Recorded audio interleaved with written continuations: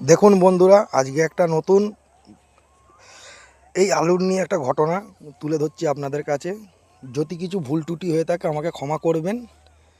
দেখুন বন্ধুরা, এই হারন এত আলু চাষ করেছে, যদি আলুর দাম হয় হারন মনে করছে দুখানা 10 টাকা কিনে বালু লোড করব। আর যদি আলুর দাম কমে যায় হারন তখন মাঠে ঘুমিয়ে যায়। ওই দেখুন বন্ধুরা, হারন জমিদার পেছনে লুঙ্গি তুলে হাঁটিতেছে আগায় বারবার। আর কি বলবো বন্ধুরা, প্রচুর চাষ প্রচুর আলু, হারন শুধু মাঠে থাকে খালু। আর কি বলবো বন্ধুরা, দেখুন চাষটা হারনের কত বিঘা,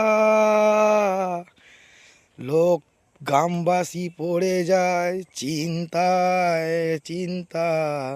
হারন এত আলু ভাঙিবে কোথায়, রাখিবে কোথায়, কি করিবে বন্ধুরা। ওই দেখুন আমাদের বড় জমিদার হারন লুঙ্গি পিছায় তুলে ঘুরছে জমিতে আরো।